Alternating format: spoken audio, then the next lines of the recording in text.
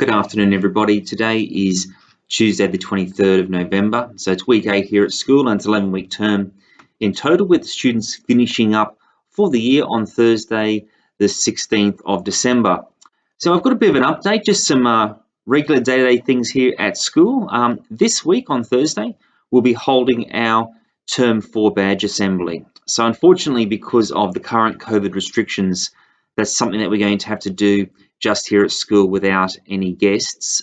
We will be sharing the photos of the event on Friday morning. Of course, by then your students or your children would have arrived home with their badges and their certificates.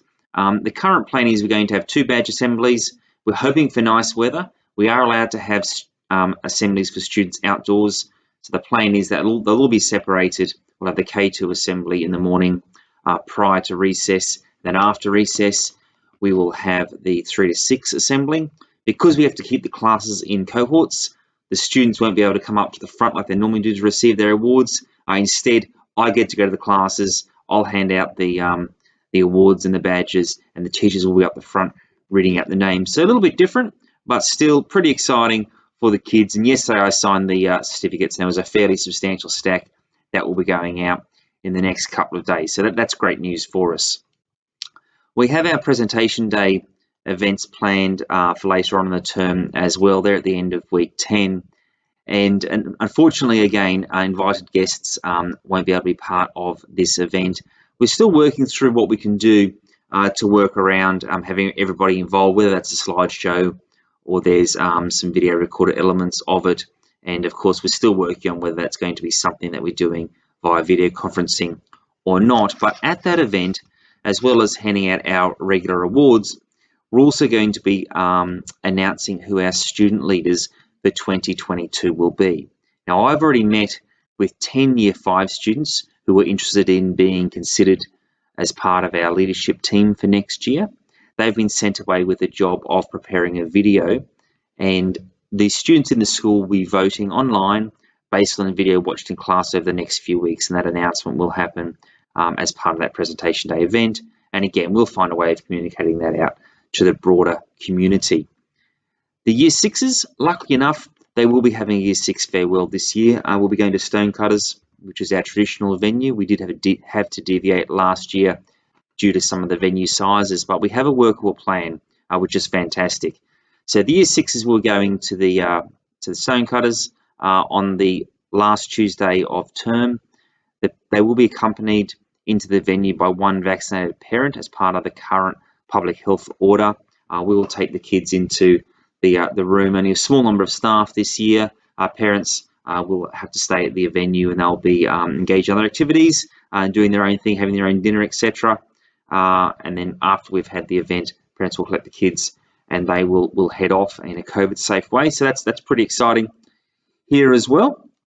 I do have a couple of just things that everyone can help us out with. We're finding the early arrivals and the late arrivals both problematic for us.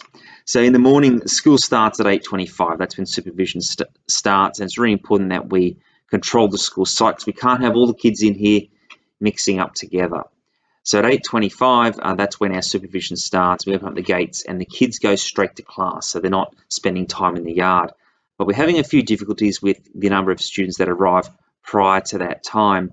And if, in fact, not only does that cause a bit of a COVID issue with mixing of cohorts, it causes a few issues with students being unsupervised and how we manage those. So if we can make sure the kids don't arrive before 8:25, that would be fantastic. There are a couple of bush services in our area that can support families if that makes life easier for you. And the other thing that is causing just a few difficulties is kids that come to school late. So part of what we need to do at the moment is we get the students in first from years K through 6. They go straight to the class so they don't cross cohorts. The preschoolers then come in behind them, and they have their own time slot from 9 to 9:15, because we can't have the preschoolers walking on the path at the same time as the other students. Then after 9:15, we get on with our day, and it's important that we control access to the school site. It means if someone comes in after 9:15, the parents need to call the office, which then means we need to get a staff member to go out to the gate. And of course, we have to make sure that we don't bring in 2 kids at the same time. So sometimes there can be quite a bit of toing and froing. So being at school on time is really important. And of course, early departures are creating exactly that same problem, because we can't have one staff member go and get 2 students, because that would cross a cohort. So helping us out with that would be just fantastic. The other things that are happening in a new way, I guess, at the moment, we've had our first of our kindergarten orientation sessions, and we had 11 students join us who are not from our preschool, so that they'll be coming into kindergarten at the start of 2022 as fresh students to our school. So that started yesterday, and there's a series of those visits that go along. It's a little bit different to normal. It's a little bit like last year. The students are going up to kindergarten on their own with Mrs. Hyde, and parents go and have a cup of coffee sort of thing and come back for them. The kids, yes, they were fantastic. We had no tears, which is great. There are still a few more sessions left.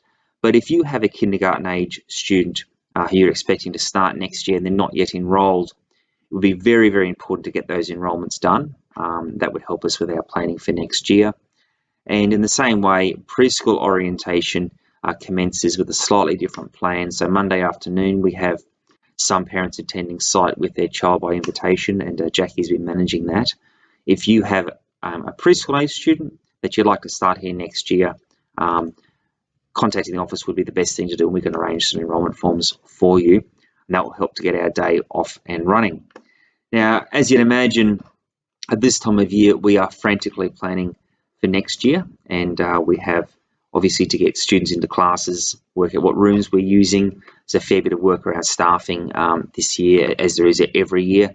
And the way that we can really get that fine-tuned is to make sure that we have our student numbers really, really accurate. So if we've got anyone who's moving house, if you can let us know, that will help us with that planning.